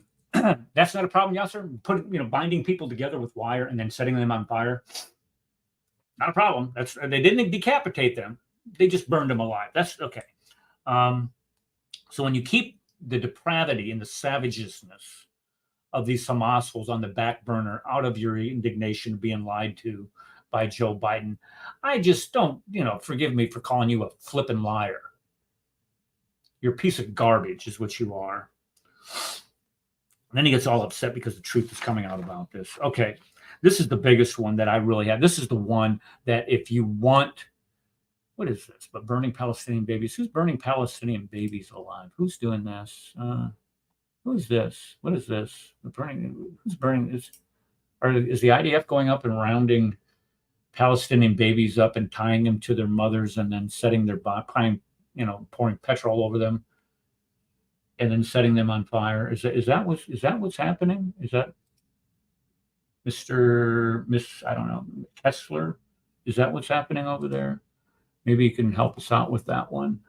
Oh, and IDF decapitated baby. Maybe you can provide some proof for that one. Okay. And what else we got? Israelis are baby killers. Oh, very nice. The show link is at the top of the screen if you want to come in and defend that. Okay, so this is the part that really got me going. When you want to come out of your chair and get unglued, this right here did it for me. Okay. To condemn. How about the condemnation of your lies, of the mass rapes that you said occurred? Not a single rape has been attested to that day. I will condemn, because you're the ones who created a narrative. You're the ones who falsely construed a narrative that was then used to bomb, to kill, to maim, to rampage. You're the ones who falsely created a narrative. This October 7th did not come out of a vacuum. You want me to condemn? I will condemn. Okay. Projection, can we say? Right, exactly. He's projecting. Yeah, and I think this is what this Kessler guy is, or gal is doing here, is projecting what the Palestinians did to the Israeli kids. And he's trying to say that, you know, the Israelis did this to the Palestinian kids. You're such a liar. You people are, I mean, you just lie through your teeth. Listen to what he said. He says, not one rape is attested to date. Not one rape is attested to date. This is what he said.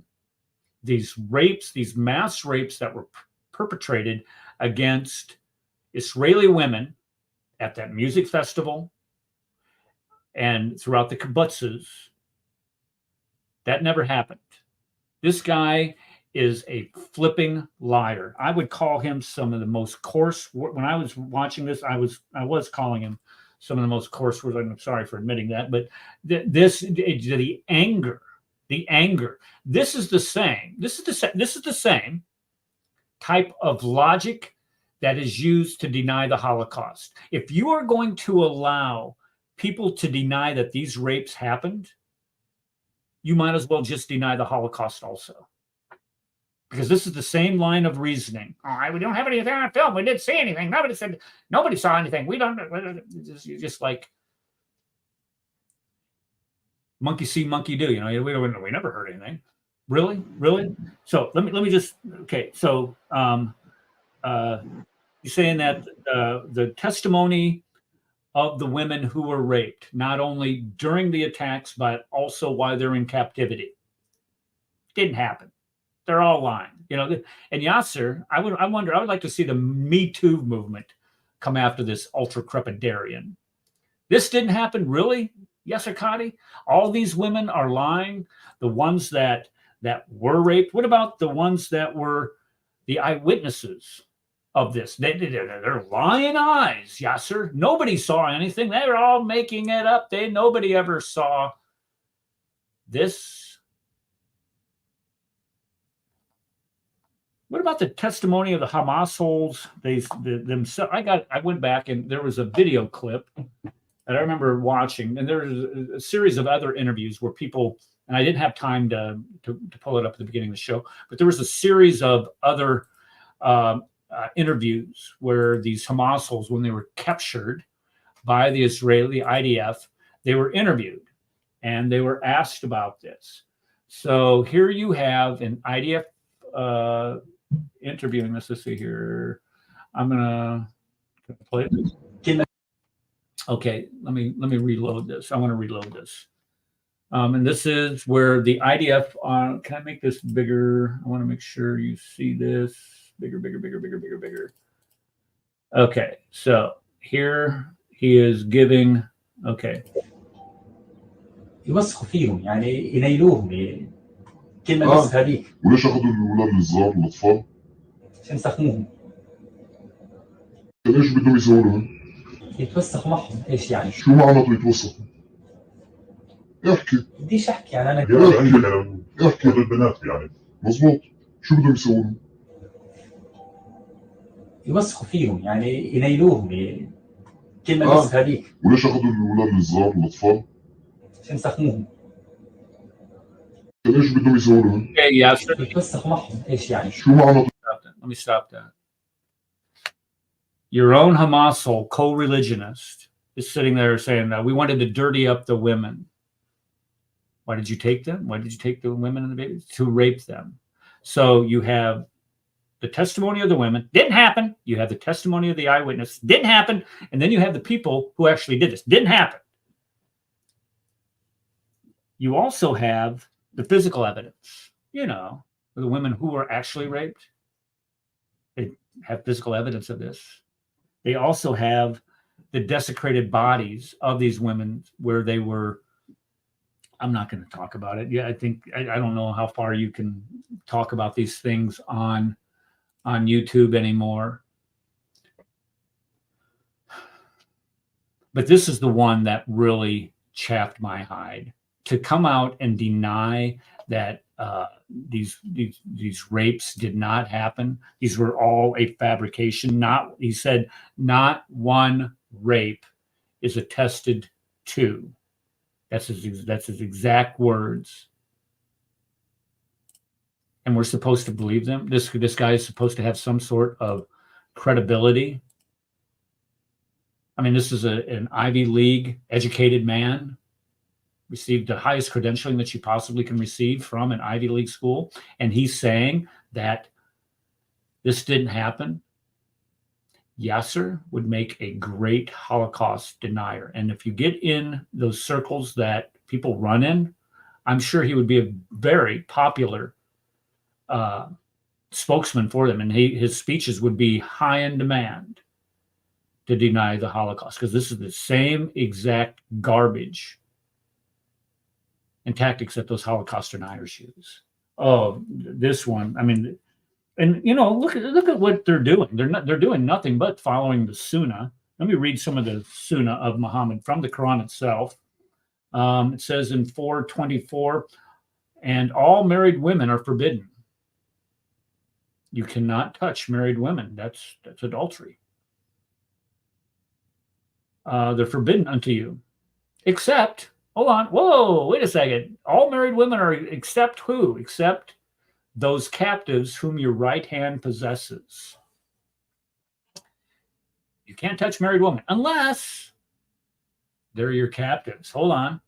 3350, Prophet, we have made lawful to you the wives whom you have granted dowries and slave girls whom God has given you as what? As booty. There's a video clip that I saw where these guys were saying this is the booty of war. They had a room full of girls, Israeli girls, right after this happened. And this is the booty of war. These are our I can't remember exactly what they called them, but this is exactly what they said. You savage pieces of garbage. Sahih Bukhari. What kind of Bukhari? Sahih Bukhari. Narrated Abu Sayyid al-Qududi Yabadabadu, that while he was sitting with Allah's messenger, we said, oh, Allah's messenger, we got female captives as our booty. O Prophet, we've made lawful to you wives and granted dowries to slave girls who God has given you as booty. Oh, boy, I see a connection here. The Quran says it, but now they got female captives as booty, and we're interested in their prices. What is your opinion about coitus interruptus? Not going to talk about that. The Prophet said, do you really do that? It's better for you not to. No soul, so they're worried about raping their slave girls, people who they've captured on the battlefield, even when their husband's around. Sick. And he wants to sit here and say this never happened. You are a piece of garbage, Yasir Qadhi. You are a piece of garbage. Okay. This one, he says there's brutal occupation for 75 years. Not interested in that one. Let's go to this next one. Does anybody have anything they want to add to that? 810 is the next one. Okay, here we go. Gaza has shown the hypocrisy of those who said, we are the world's leaders because we are the best. We are the world's leaders because we are for democracy. We are for human rights. We are for liberties. And what a small group of people in Gaza have done is to show the world those were blatant lies, absolute lies. All right, so he's saying that Western countries are not interested in human rights, respecting those, and I guess this is respecting those human rights. Again, I think Yasir can take a trip back to his home country of Pakistan and then come again and try to make that that argument.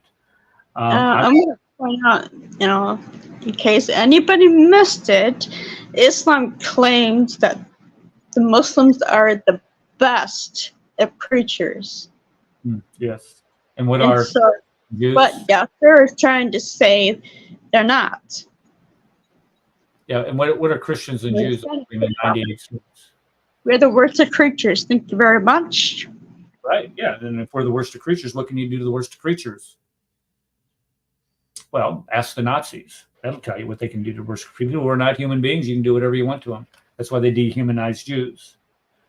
So when we look at human rights, respecting human rights and dignity of individuals, which Muslim majority country provides more human rights to its citizens than Israel? Arabs in Israel have more rights granted to them than any other Muslim majority country on the planet. Period. And to try to make an argument otherwise is, well, you're being an ultra crepidarian because you're talking about something that you have no clue about. Let's talk about dehimitude. Dehimitude. This is where Christians and Jews are made to be second-class citizens in their own country. Do they get human rights? Under dehimitude, are Christians and Jews allowed to own weapons? Nope. Under dehimitude, are Christians and Jews allowed to build or even repair their own churches? No. What about openly have funerals? No. What about riding on horses with saddles? No. Do Christians and Jews have to give up their seats to Muslims if Muslims ask for them? Yes. So all of these human rights that he's talking about, kiss it, buddy. You can go ahead and kiss it. This is again another lie that he's telling. Okay, this next one where he talks about moral superiority. Let's see here. I'm not sure if I want to do this one. Listen, abuses of Islam. I'm not going to do that. I don't want to do this. So let's go ahead to the next one. We're running out of time. Let's see, 924. Let's go to 924 right here. Let's start right here. I had a hair transplant, and then after 2 years, I continued losing my hair. I got to the point where I was single hospital remaining in Gaza, not a single university, not a single school, not a single intact infrastructure in half of the city of the places of Gaza. It will take billions of dollars and decades of building to at least bring it back to a place where people can live semi-normal lives. So there's no easy victory. There's no simple end to this game. The fact is... Okay, so he said it's going to cost billions of dollars. First off, the cost of this. I believe all of those Hamas holes that are living in Qatar, their bank accounts ought to be drained, and that would begin the rebuilding of this. These people have pilfered billions of dollars from UNRWA with the knowledge of UNRWA doing this. And that money must be taken in order, if this is to be truly a legitimate rebuilding, that's where the money needs to begin to come from. But he says not a single hospital, school, university, and infrastructure has been left untouched. This is true. This is true. This is true. What is this? Yes, of course. Do you mind if I say something too? Hold on. I've been called okay, that would be CIS. That's okay. You misspelled word. Mr. Delgado property. It's saying the Jewish state is racist. You know, I would like to know how many Jews live in Gaza. You know, if the Jewish people are so racist and I'm so racist, how many Jews or Christians live in Gaza? There might be some Christians, but yeah, there's no Jews. They're not. Yeah, after Jordan. If you want to talk about an apartheid state, I mean, come on, this is ridiculous. Well, and my question too is, do we hold? This is what small-minded people post. Well, and my problem too. This is something I actually have to deal with a lot. Is I think that we don't have fairness. We have like these double standards that are presented. You know, where we're saying, hey, you know, do as what I say, not as I do. So you're saying, hey, you need to have empathy and compassion for this community, but if I do things that are wrong, then I'm not held accountable. And I think that's a big problem. I'm a very strong propagator of accountability. We need to be consistent and we need to be accountable. You know what I mean? Yeah, absolutely. This idea that you can attack a foreign army from a university, foreign army from a school, from a hospital, and not expect to have that university, that hospital, that school, to have fire returned upon it is absolutely insane. To attack somebody from a school, well, they're not just attacking them. These people were storing caches of weapons in these universities, in these hospitals, in these schools. They were building terror tunnels under these hospitals, under these schools, under these universities. So when these schools, universities, hospitals are destroyed, what do you expect? If you are attacking from those places and you are using them as bases of operation to conduct military attacks, those are fair game, gunfighter. And another one that I saw was, the mosques are being attacked. Well, they're shooting at you from the mosque. They're storing weapons and explosives in the mosque. And we're supposed to, it's a religious site, we got to let it go. No, if you're shooting at me from the mosque, and he did this in Iraq, you're shooting at us from a mosque, we're returning fire. Don't shoot us from a mosque. If you don't want to be shot at inside the mosque, don't shoot from it. It's real. It's seriously, it's that simple. But these people have this supremacist idea that they think that they are untouchable in what they do because their cause makes them bigger than the morality or the immorality that they are operating from. This is absolute ridiculousness. And hold on, look at what are we called when we do this? Hold on, you're racist, and you can't even spell racist. Well, if you're gonna call me a word, at least spell it right, for crying out loud. But brother, I want to also mention something too. People don't know this, but a lot of these Arab flags, they have an interesting theme. They have red, white, green, and I believe black, right? They have all of these colors. What is this flag? It's the flag of the Hijaz. What is the Hijaz flag?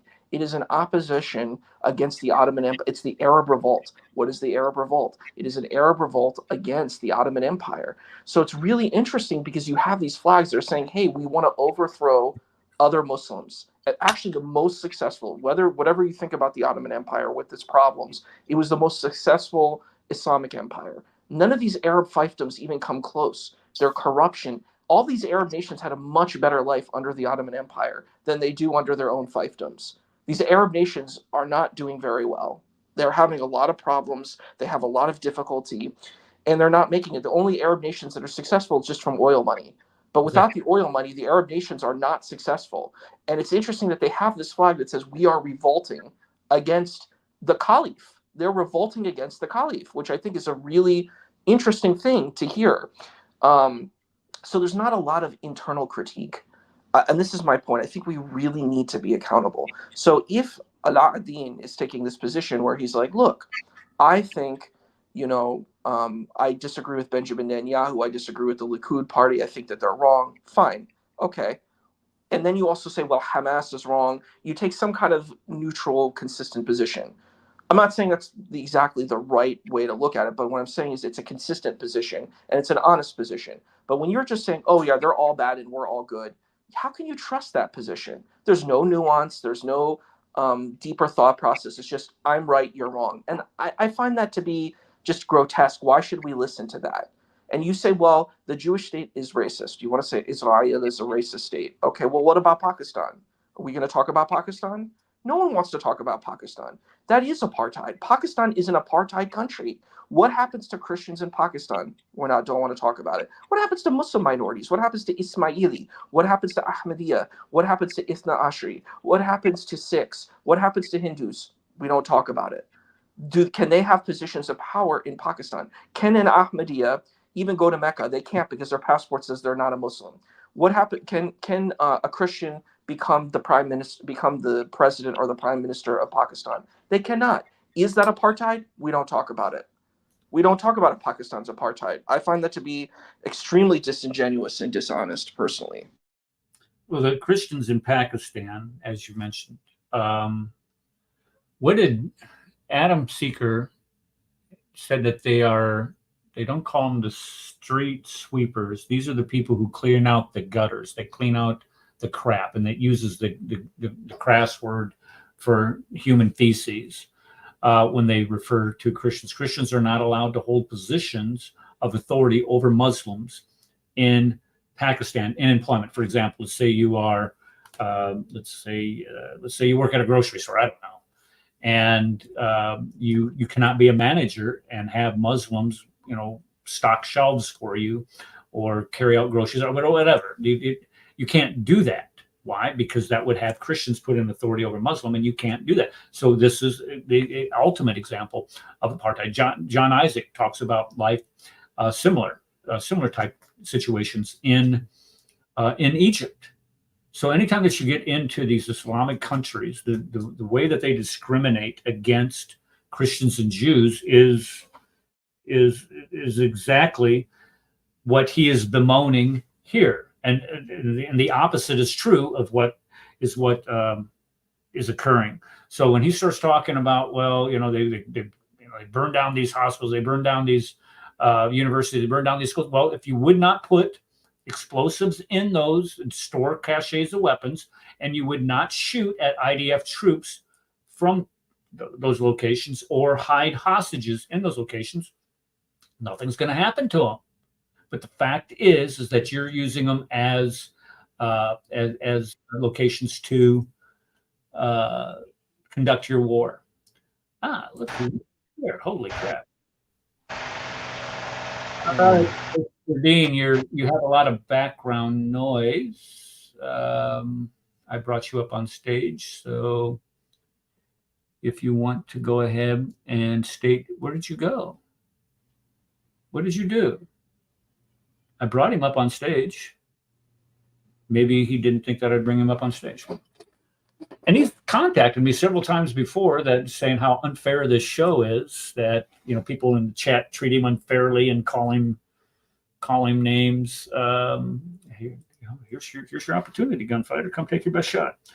Okay, let's go ahead and go to this next one. Telling his school kids. Okay, let's. Eric, may I add to that? Yep, go ahead.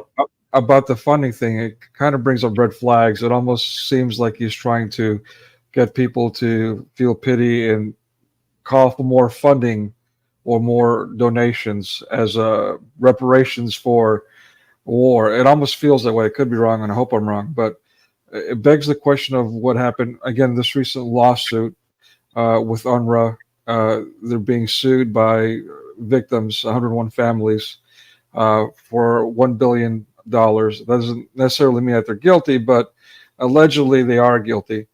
But also, what about the terror tunnels and all these other weapons and all that, and misdirection of funding? Yeah, that's exactly what they did. You're absolutely right. Absolutely 100%. They've been given all of this money for all of these years, and number one, they've pilfered it to themselves. They've embezzled it to themselves. They made the people that lead Hamas and in Gaza don't live in Gaza. They live in Qatar in luxury, and their bank accounts are worth billions of dollars, while the people in Gaza suffer. And then number two, the money that was allowed to filter into Gaza was misappropriated, and instead of building infrastructure, they built rockets, they built terror tunnels, they built basically a terrorist state within Gaza itself to attack Israel. That's what they did with the money. And so when they sue them for $1 billion, I hope they get 20. And where the money is going to come from, well, you can about guess.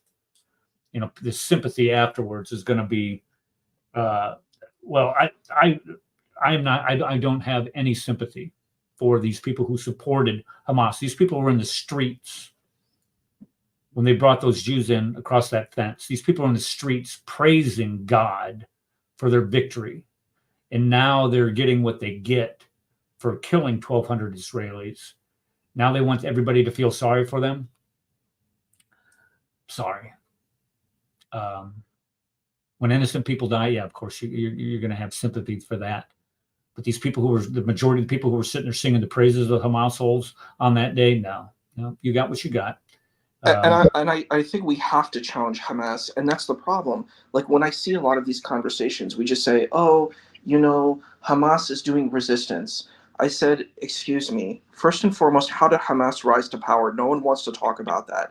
Hamas would use trickery to get into power. What they did in a lot of these corrupt fiefdoms is that they gave money for people to vote for them.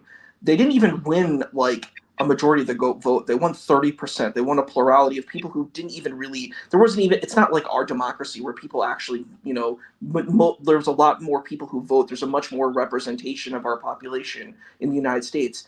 There's a couple people that voted. They were paid to vote for Hamas. Hamas used their money as a cartel usually does. Then they killed the opposition. So they killed their opposition. So I mean, are these people some great Muslims? They killed their opposition, threw them off the rooftops. You know, basically they tried to revolt against Hamas. And then Hamas took the infrastructure that was in this space and took the pipes, which destroyed the infrastructure for the Palestinian people, for the Gazans, took it and sent missiles over to Israel. We have to talk about that. No one wants to talk about that. No one wants to talk about all the Arab nations that invaded Israel. We have to put all of that on the table. If you want to talk about Nakba, you want to talk about engage the intifadas, you want to engage all of this stuff, then you need to engage where your accountability is in this. You can't just say Israel is just this evil occupying force that came in and just stole everything. It's just a very dishonest way to engage this situation. We need to be accountable, and I think that that's my issue. Yeah, well, honesty, let me put it this way, honesty is not something that they use. It is the dishonesty. And this is what had me so incensed. This guy wants people to respect him, commands respect from people because he's supposed to have some sort of legitimacy. This guy is a liar. And this whole thing that he's been lying almost, we haven't even gotten halfway through this thing. And he's been lying through his teeth almost the entire time. It's disgusting, is what it is. Let's go to this next one. This next one here is 42 seconds long. That are protesting across this country. Students that are not Palestinian, students that are not Muslim. For the last 2 weeks, I've been crisscrossing this country. I could care less. He's talking about how he spoke at all these rallies and shut up. Yeah, you're telling them the same lies that Mr. Nadir, what's his nuts? What's Nadir's last name? Nadir Ahmed. Every day, countless children go. Sorry, and his pamphlet that we went over that one day, how he trains protesters about Israel, and we went through that pamphlet, and I mean everything in it's a lie. It's a dishonest representation of, and he uses that language: genocide, apartheid, colonialism, all these key buzzwords that are used when describing Israel, and none of them are true. None of them are true. But this is the language that they use in order to gin up this hatred, this anti-Semitic hatred under the legitimacy that the Gazan people are suffering. This is what liars do. This is what liars do. All right, let's do this one. This one I find really ironic because he's using South Africa as some type of legitimate voice against the Israelis. Palestine, South Africa, the land of Nelson Mandela. South Africa that knows what apartheid is. South Africa that's lived through the only official apartheid before Israel. South Africa sued Israel because it does not and cannot afford to see another apartheid regime.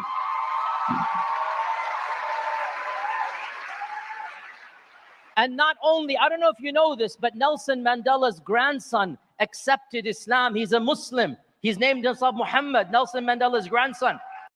Yay! Nelson Mandela's grandson is a Muslim. Okay, so he's using South Africa as some sort of legitimate voice of opposition to what's going on in Gaza. This South Africa is the one that tried to charge Israel with genocide in The Hague in the International Court. I'm almost sure it was South Africa. Now, South Africa, when we look at South Africa itself and suffering under apartheid, the way that they suffered under apartheid, this is like trying to defend the transatlantic slave trade. Nobody's going to defend the apartheid actions of the South African government under, what was that guy's name that was the leader of South Africa at the time when it finally crumbled? It doesn't matter. But the fact is that nobody is saying that apartheid was right. But what has South Africa done since then? South Africa, this legitimate voice of criticism against Israel, is one of the world leaders in gender-based violence, and often provides impunity for the offenders of these gender rapes and domestic violence is what I'm talking about. The schools in South Africa use straddle trenches for toilets, despite the fact that they have all kinds of running water. Let's see here. The illiteracy rates run about 85% for fourth graders in South Africa.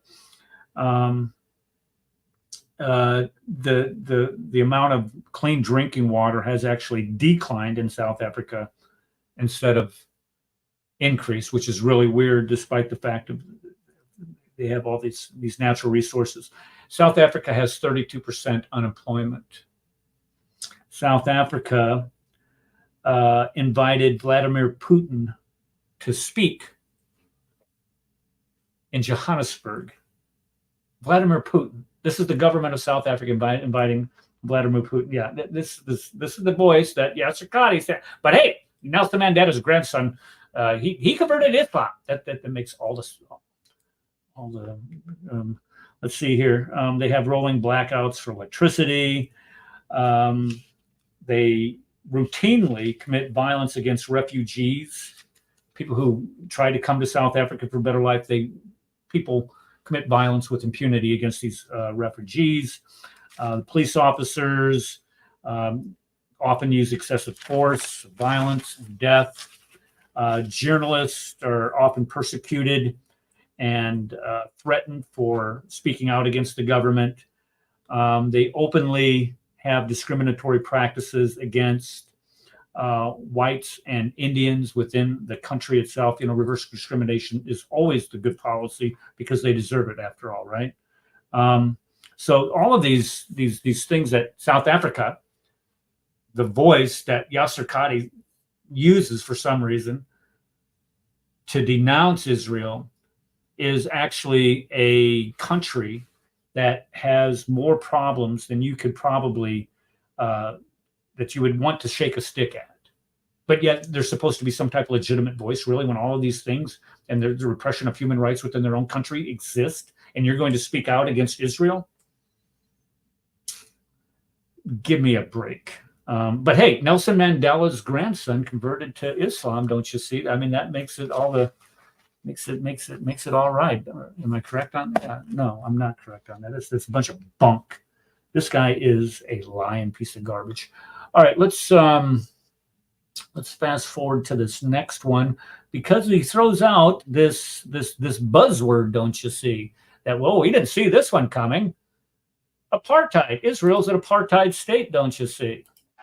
And Nelson Mandela's grandson visited Palestine and Israel, and he lived through apartheid. And his grandson said, as somebody who's lived through apartheid, I want to say that what I've seen in Palestine is worse than the apartheid I experienced in South Africa. This is coming from somebody who is the grandson of Nelson Mandela. Subhanallah. Okay, so Nelson Mandela, nobody's going to minimize what he did to end apartheid in South Africa. Nobody's doing that. But just because you're his grandson doesn't make you some type of folk hero or some type of legitimate, somehow legitimate in your criticism of Israel. It's a logical fallacy. I can't remember what logical fallacy is, but I'm sure somebody's going to post it in chat for me. That's a logical fallacy. But anyway, okay, apartheid. He's saying that Israel engages in apartheid. Again, this is one of those words, these buzzwords, genocide. They participate in genocide. And that was what the South Africans accused them of in the International Criminal Court. of genocide, which is, I mean, if Israel is committing genocide against the Gazans, they're the most incompetent genocide committers in the history of the world, because you show the population. It doesn't matter. Shut it up. Apartheid, though. Apartheid is where you can purposely go in and you separate people according to whatever criteria. In South Africa, the case was race. And in this case, what he's claiming is in Israel is according to religion. This is a lie. This is a lie. Number one, the religion that is being used, that he's talking about, that is apartheid, is the one that is used to justify Hamas in killing and hating Jews. That's what they use. They use the religion. Let's cut to the chase. They use the religious beliefs to legitimize their hatred for Jews and the violence that they commit against them. That much is true. The Arabs, the Muslims that live in Israel, that are Israeli citizens, have full voting rights. They are in the IDF. They are in the military. They are in every facet of society, to include they are members of the Knesset, and there is Muslims on the Supreme Court in Israel. So how in the Hades is that apartheid, Yasser? You want to use this type of language, and the reason why you want to use the language is you want to gin up hatred to support your anti-Semitism. That's why you're using this language, Yasir Qadhi. And you know it to be true. You know this is true. If you want to talk about true apartheid, go to Gaza. There are no Jews in Gaza. The reason why there are no Jews in Gaza, well, we see what happens to Jews in Gaza. There are Jews in Gaza. There's about 120 of them, and they're being held hostage. That's apartheid. That's true apartheid. You go to a lot of these Muslim countries, that is true apartheid. But no, it's those Jews. It's the same thing as, accusing the Israelis of killing off all of these, committing genocide against all of these Muslims, and everybody getting on these Jews for doing this. But nobody wants to talk about what's happening to the Muslims in Syria. Nobody wants to talk about what's happening to the Muslims in Yemen. Nobody wants to talk about those. No. They want to talk about the Muslims that are being persecuted by the Jews, don't you see? Not the 500,000 that were killed in Syria, not the 400,000 that are actually starving to death, have been killed and starving to death in Yemen. No. We don't want to talk about those. No. We want to talk about those that are being killed by the Jews. This is nothing more than a way to support his anti-Semitic. This guy is an anti-Semitic pig.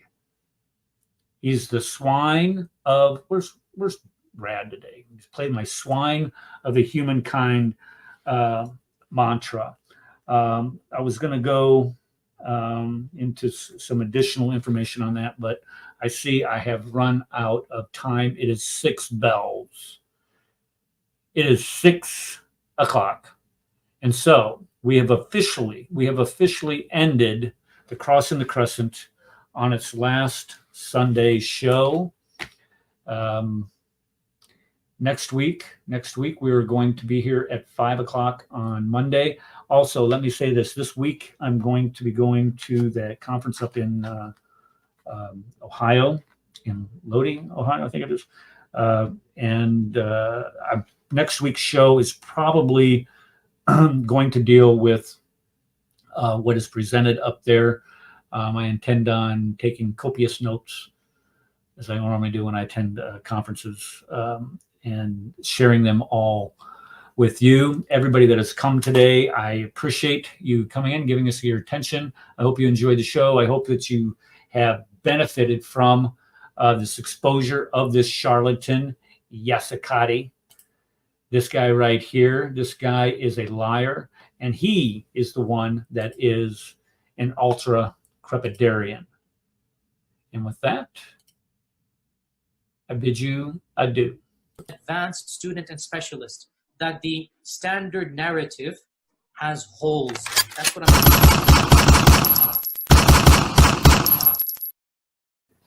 that the Muslims were rioting against one another. And as much as we don't want to face the fact, the Muslims were lying sometimes. They were fabricating, they were embellishing, and that might be hard to accept. but that is a reality.